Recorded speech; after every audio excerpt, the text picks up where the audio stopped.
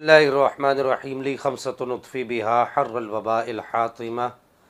المصطفیٰ والمرتضیٰ وابناہما والسیدہ۔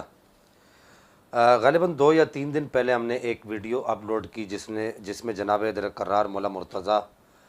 کرم اللہ تعالیٰ وجہ الکریم سے مروی ایک روایت جس میں آپ ارشاد فرماتے ہیں کہ جو مجھے ابو بکر و عمر پر افضلیت دے گا میں اسے مفتری کی حد لگاؤں گا، بہتان باندھنے والے کی حد لگاؤں گا، سزا دوں گا۔ ہم نے اپنی اس ویڈیو پیغام کے اندر اہل تشیع حضرات کی کتب کے حوالے دیے تھے، قطع نظر اس کے کہ اس پر کیا جرائے اور کیا تعدیل ہے وغیرہ وغیرہ۔ حیرت کی بات یہ ہے کہ ہم نے تو یہ ویڈیو کے اندر حوالہ جات جو پیش کیے تھے وہ اہل تشیع حضرات کی کتب سے پیش کیے تھے، لیکن پریشانی ان لوگوں کو لگی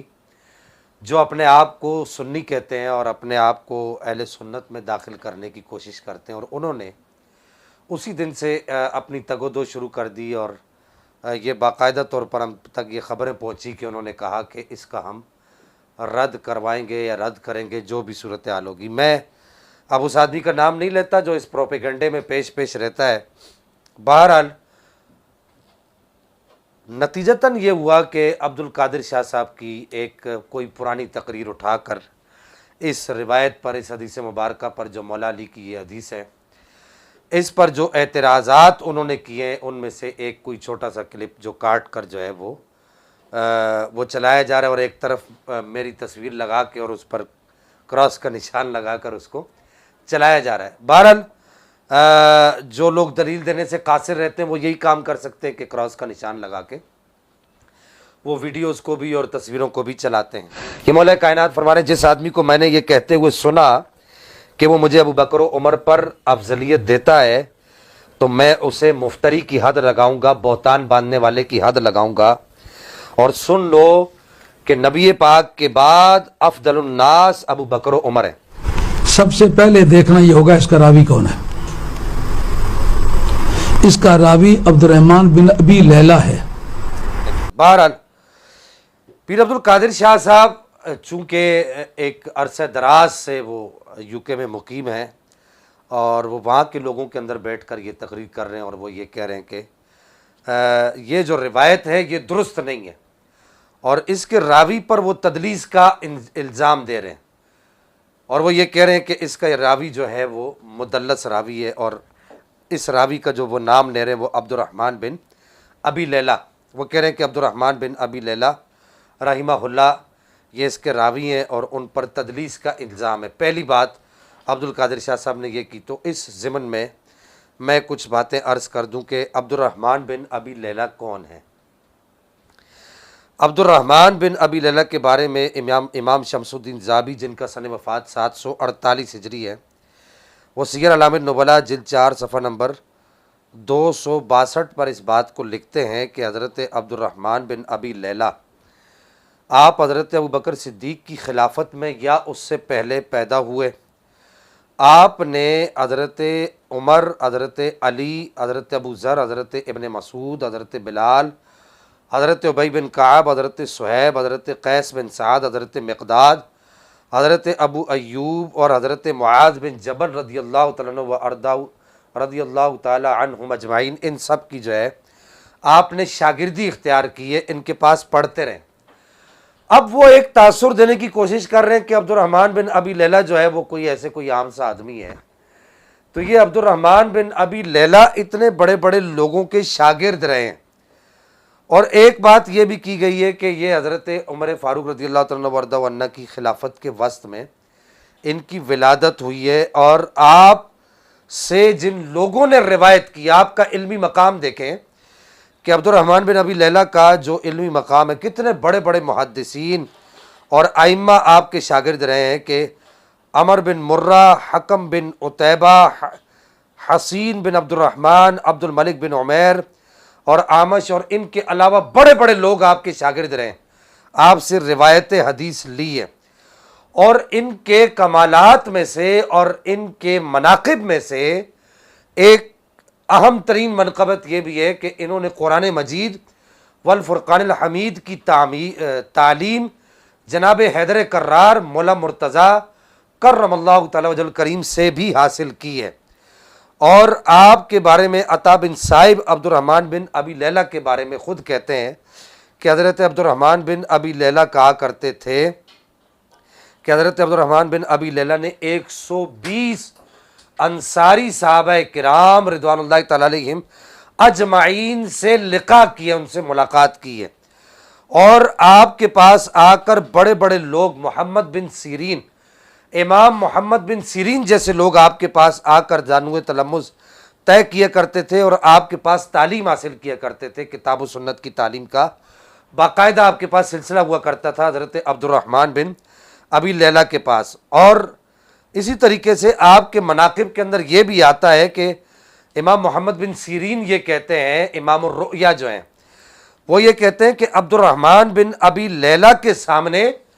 قرآن مجید کی کوئی بھی آیت پڑھی جاتی تھی تو وہ اس کا شان نزول بھی بتاتے تھے اور اس آیت کریمہ کے نزول کا وقت بھی بتاتے تھے، اور اس آیت کریمہ سے جو اسرار و رموز اللہ جل مجدہ الکریم کی اس کتاب سے جو مستخرج ہوتے اور مستنبط ہوتے وہ بھی آپ بتایا کرتے تھے۔ عبد القادر شاہ صاحب نے ان کی جو ایک ویڈیو چلائی جا رہی ہے ہمارے کروس کے ساتھ، عبد القادر شاہ صاحب نے عبد الرحمن بن ابی لیلہ پر ایک اعتراض یہ کیا ہے کہ انہوں نے یہ کہا ہے کہ یہ مدلس راوی ہے، یہ تدلیس کیا کرتے تھے۔ اب ایک طرف یہ دیکھیں کہ یہ کتنے بڑے مرتبے کے آدمی ہیں اور کتنے بڑے مرتبے کی شخصیت ہے، اب دوسری طرف اس طرح کا الزام ان پر لگا کر جو لوگ ویڈیو چلا رہے ہیں تو تدلیس کی جرم حدیث کو موضوع اور من گھڑت تو نہیں قرار دیتی، تو وہ لوگ ویڈیو یہ چلا رہے ہیں کہ اس کے اوپر وہ جو ٹکر جو چلا رہے ہیں وہ ٹکر یہ چلایا جا رہا ہے کہ یہ حدیث موضوع من گھڑت، استغفر اللہ ثم استغفر اللہ، کہ کیا ان لوگوں نے مر کے اللہ جل مجدہ الکریم کی بارگاہ میں حاضر نہیں ہونا؟ مدلس راوی کا ہونا اور بات ہے اور حدیث کی تدلیس ہونا اور بات ہے۔ تو بہرحال ہم نے عبد الرحمن بن ابی لیلہ کے بارے میں جو آپ کو جو تعارف ان کا پیش کیا، تو ان پر جو انقطاع کا جو الزام ہے یا ان پر جو تدلیس کا جو الزام ہے اس کے بارے میں علامہ بدر الدین عینی، ان پر جو انقطاع کا الزام ہے اس کے بارے میں امام بدر الدین عینی رحمہ اللہ جن کا سن وفات 855 ہجری ہے، وہ نخب الافکار فی تنقیح مبانی الاخیار فی شرح معانی الاثار اپنی اس کتاب کی جلد 6 صفحہ نمبر 369 پر اس بات کو لکھتے ہیں کہ وہ یہ کہتے ہیں کہ فَإِنْ قِيلَ هُوَ مُنْقَطِعُ، اگر یہ کہا جائے ہوا منقطع، ان کے حضرت عبد الرحمن بن ابی لیلہ جو ہے ان پر انقطاع سند کا الزام ہے، تو وہ کہتے ہیں کہ قلت حکم مسلم فی مقدمۃ کتابہ بسماع ابن ابی لیلہ من عمر رضی اللہ تعالیٰ عنہ، کہ وہ کہتے ہیں کہ یہ الزام حضرت عبد الرحمن بن ابی لیلہ پر درست نہیں ہے، کیونکہ حضرت عبد الرحمن بن ابی لیلہ نے مختلف مقامات پر اس بات کی صراحت کی ہے کہ انہوں نے صحابہ کرام رضوان اللہ تعالیٰ علیہم اجمعین سے ملاقات کی ہے، ان کے ساتھ ملے ہیں، ان کے ساتھ اٹھک بیٹھک ہوئی، اور یہاں پر حضرت عمر فاروق رضی اللہ تعالیٰ عنہ وارضاہ عنہ کے بارے میں امام بدر الدین عینی نے کہا کہ ان کے ساتھ ان کی ملاقات اور ان کا لقاء ہوا ہے۔ پھر اس کے بعد یہاں پر میں یہ عرض کر دوں کہ اس روایت کے اگرچہ اور بہت ساری اسناد ہیں، لیکن یہاں پر میں علم حدیث کے سر خیل، علم المصطلح کے یوں سمجھی کہ گویا کہ موجد حضرت خطیب بغدادی ابو بکر البغدادی، ان کی کتاب الکفایہ کا حوالہ دینا چاہوں گا۔ الکفایہ فی علم الروایہ کے اندر بھی یہ حدیث مبارکہ موجود ہے۔ خطیب بغدادی نے اس حدیث کو اپنی کتاب کے اندر اس روایت کو نقل کیا ہے باقاعدہ طور پر، اور آپ نے اس روایت کو نقل کر کے یہی روایت کہ لا اجد احدا فضلنی علی ابی بکر وعمر الا جلت حد المفتری، اس روایت کو نقل کر کے اس کے اوپر خطیب بغدادی نے جو علم حدیث کے علم مصطلح کے امام ہیں اور علم مصطلح کے سر خیل ہیں، انہوں نے اس کے اوپر کوئی بھی چرا نہیں کی۔ اب آ جائیے اس طرف کے اس روایت کے سر دست میں کچھ راویوں کے نام گننا چاہتا ہوں کہ کیا ان سب راویوں پر یہ جو روافظ کے ہم چربہ اور ہم نوالا لوگ ہیں، کیا یہ ان سب راویوں پر جرا کریں گے؟ اب کر کے دکھائیں۔ ان سب راویوں کے نام میں گننے لگا ہوں۔ محمد بن علی بن ابی طالب المعروف محمد بن حنفیہ، ابو جحیفہ، عبد خیر، حسن بن علی، صعصع بن سوحان، نزال بن صبورہ، سوید بن غفلہ، ابن صفوان، عقیل بن ابی طالب، جناب حیدر کرار مولا مرتضیٰ کرم اللہ تعالی کریم کے بھائی، سگے بھائی سعید بن مسیب اور علقمہ بن قیس، عبداللہ بن سلمہ، عبد الرحمن بن عوف، ابو موسیٰ اشعری، ابو طفیل، زادان، ابو الجعاد، ابو وائل، اسبع بن بناتا، شریح القاضی، حسن بصری، عمر بن حریث، ابو مجلز، عبداللہ بن کثیر، یحییٰ بن شداد، صلہ بن ظفر، علی زین العابدین، محمد الباقر، امام جعفر صادق کے ابا جان، حارث آور، شعبی، ابو اسحاق، ابو مطرف، موسیٰ بن شداد، ابن عباس، جابر بن عبداللہ، ابن عمر، قیس خارنی، عمر بن سفیان، ابن ابی لیلہ، یہ ابن ابی لیلہ کا نمبر 41 پر آتا ہے، ابو البختری، عطیہ عوفی، حکم بن حجل، کثیر، حمدانی، انس، عمار بن یاسر، ابن شہاب، مطرف، محمد بن حاتم، محمد بن عقیل، یہ لوگ اور اس کے علاوہ 120 راوی ہیں جنہوں نے یہ روایت اور اس طرح کی دیگر روایات جناب حیدر کرار مولا مرتضیٰ کرم اللہ تعالی کریم سے نقل کی ہیں۔ قبل اس کے کہ ہم اپنی گفتگو کو ختم کریں، عبد القادر شاہ صاحب کا اپنا ایک کلپ ہے، ذرا وہ لوگ اس کو بھی سن لیں، ذرا اس کو سن لیجیے گا۔ مذہب سے یہ جو حضرت صدیق اکبر رضی اللہ عنہ کی افضلیت ہے، یہ جمہور کا مذہب ہے، سب کا اتفاق نہیں اس پر، اس لیے اس اجماع کے منکر کو آپ مبتدع کہہ سکتے ہیں، فاسق کہہ سکتے ہیں، کافر نہیں کہہ سکتے۔ اب یہ آپ نے سنا، اور اس کے بعد اب یہ اسکرین پر آپ ان کے حجت الاسلام، پیر طریقت، راہبر شریعت، پیر سید عرفان شاہ مشہدی صاحب کی یہ تقریر بھی دیکھ لیجئے۔ یہ جو عبد القادر شاہ صاحب کی یہ کتاب ہے زبدۃ التحقیق،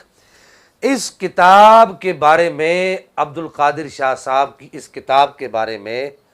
عرفان شاہ صاحب ایک تقریر میں لکھتے ہیں کہ یہ روافض کی وکالت کرنے کے لیے یہ کتاب لکھی گئی ہے۔ فرما دیں عرفان شاہ کو رب کعبہ کی قسم ہے، حضرت ابو بکر صدیق کو افضل سمجھنے کی مجبوری مجھے صرف مولا علی کی ہے۔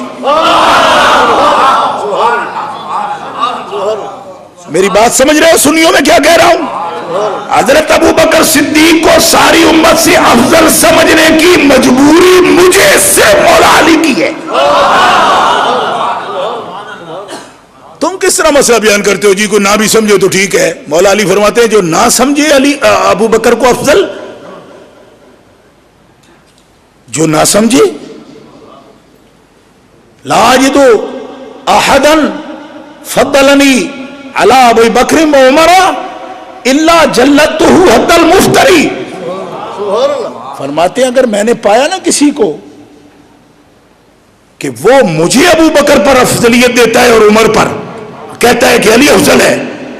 تو میں اس کو چھوڑوں گا نہیں، میں اسے 80 کوڑے ماروں گا۔ کہاں کہاں سے تم لوگ رائے فرار اختیار کرو گے اور کہاں کہاں سے جان چھڑاؤ گے۔ اب اس کے بعد میں سمجھتا ہوں کہ کسی کو کوئی شک کی گنجائش نہیں رہے گی۔ اللہ جل مجدہ الکریم ہمیں عمل کی توفیق عطا فرمائے۔